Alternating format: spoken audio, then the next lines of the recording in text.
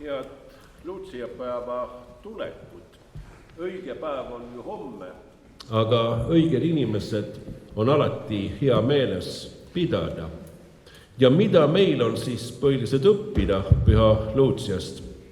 See kroon, mida Luutsia täna siin kannab, see tähendab, et ta on pühak, tal on au paista, aga see küünlapärg tegi ka Püha Luutsia selleks, et ta saaks viia rohkem annetusi teistele, kui kristlased pidi ennast peitma tagakiusajate eest katakombides, siis tema viis teistele süüa ja kui ta hoidis ühes käes küünal, siis oli võimalik kaasa kanda ainult üks ainuke korv.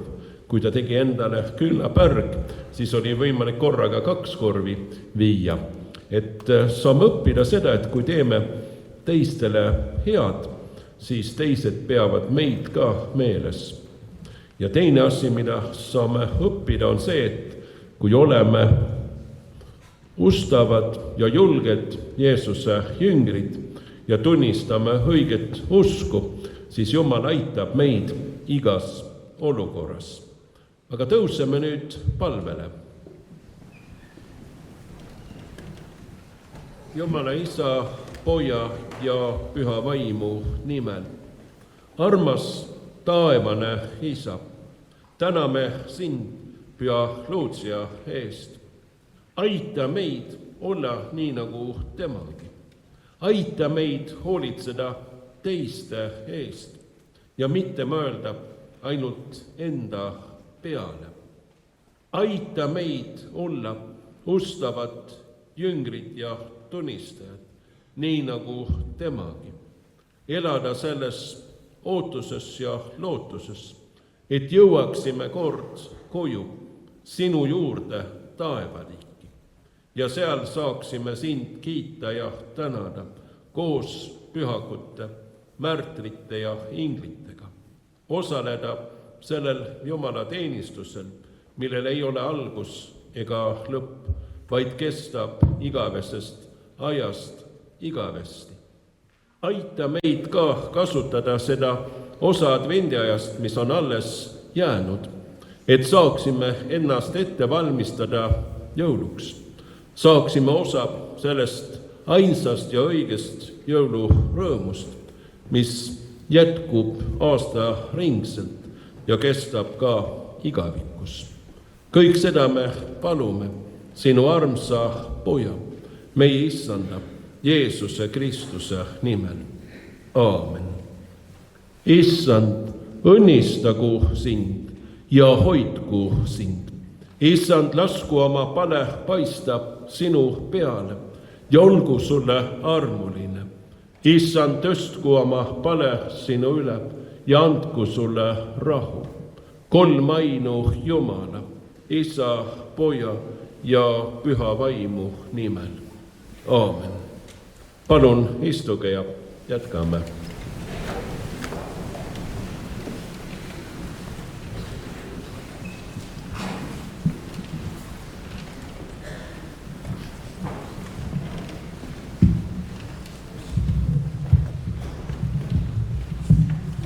Niikaua kui poiste koor ennast valmis seab, räägin natukene järgmisest loost. Ma ei tea, kas keegi teab, kuidas kutsutakse 26. detsembrit.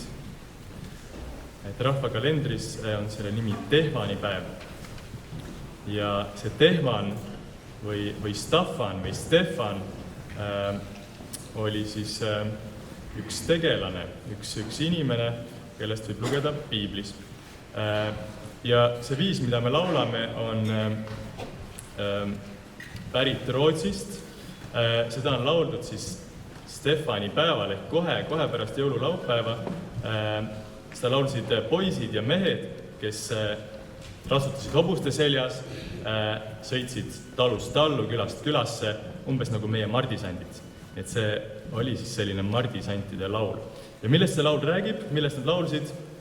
See on üks vana Rootsi keskaegne lugu, mis räägib sellest, et Stefan olla olnud siis kuningas Herodese tallipoiss ja hoolitsenud hobuste eest. Täpsemalt siis oli tal 5 hobust, kelle eest ta hoolitses. 2 neist olid punased, 2 olid valged ja 1 oli hall. Ja selle halli hobuse seljas ratsutas Staffan ise. Ühel päeval, õigemini ühel ööl, läks Staffan jahile oma hobuse seljas, võttis kaasa mõned koerad ja hakkas metsa poole ratsutama. Siis aga nägi Staffan taevas imepärast suurt ja helet tähte.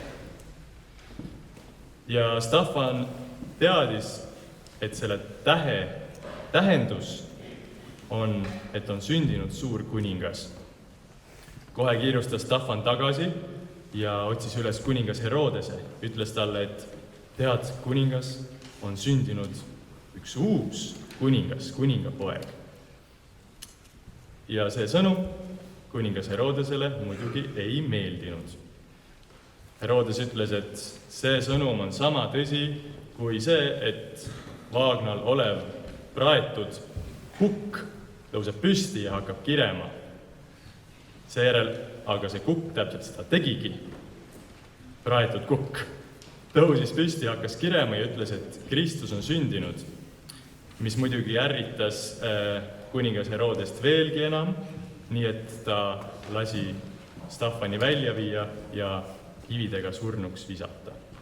Ja meie laul siis räägib sellest osast, kuidas Staffan jahile läks. Nii et kuuleme seda laulu.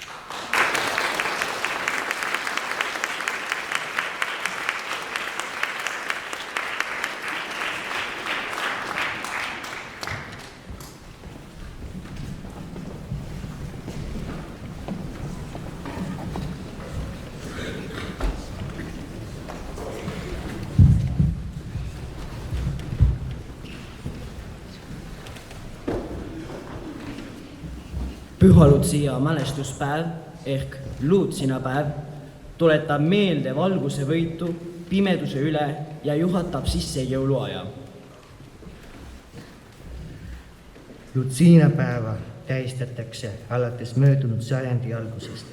Küünlakrooni kandev ja valgesse riietatud Lucia ning tema saatjad on sümboolselt heade jõudude teastajad ning soojuse ja valguse saadikud talvepimeduses.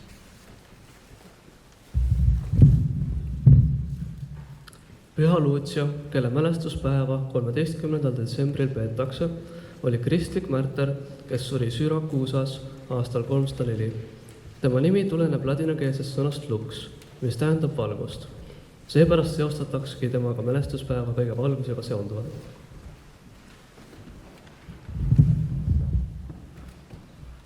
Püha Lucia oli nagu kõik kristlased kõigil aegadel kutsutud olema valguseks maailmale ning tunnistus sellest tõelisest valgusest, kes jõululapsena kord maailma sündis.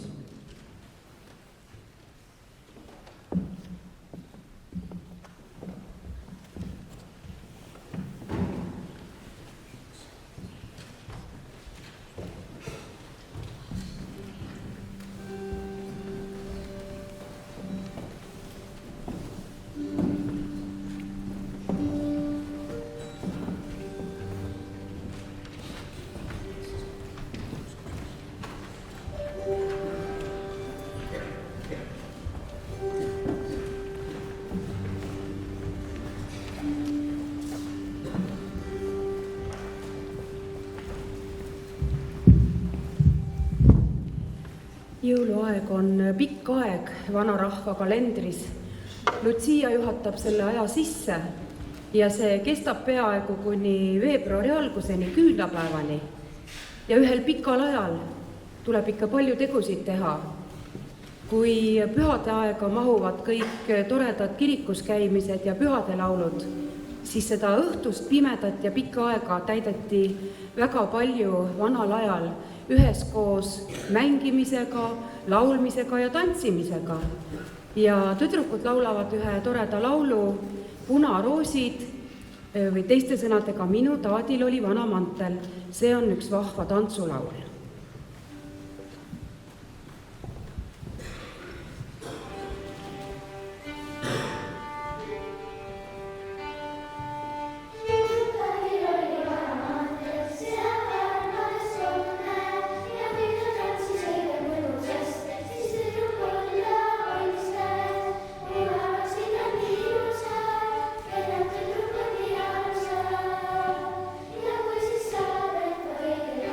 Siis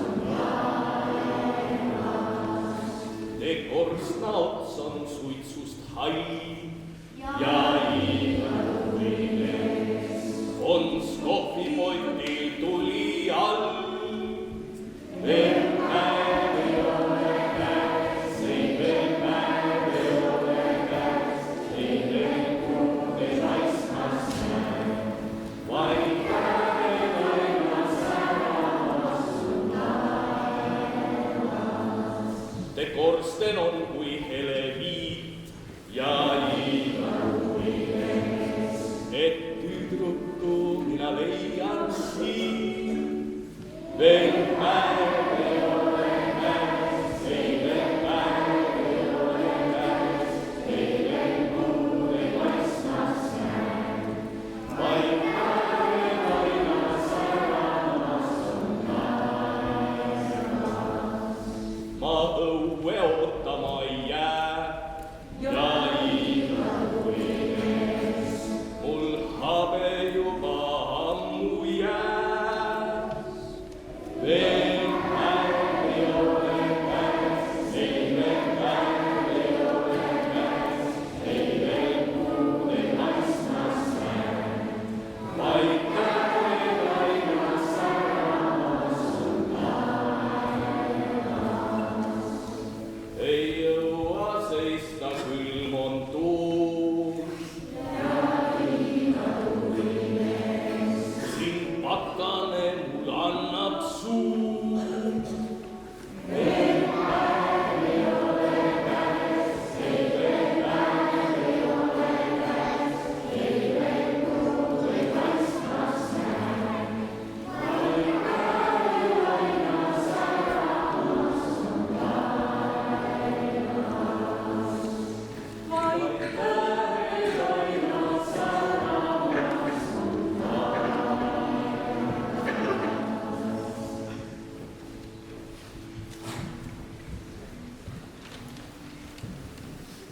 See laul meenutab alati Jaak Johansoni, kellel paari päeva pärast on sünniaastapäev ja üha vähemaks jääb neid, kes võib-olla Jaaku oma silmaga on näinud, aga just kui me neid laule laulame, siis me ju neid traditsioone ja ka ütleks maneere elus hoiame, et kohe tuleb silma ette Jaak oma turris juustega ja loomulikult Sofia Joons, kes need laulud Rootsist meile tõi ja ilusasti eesti keelde pani.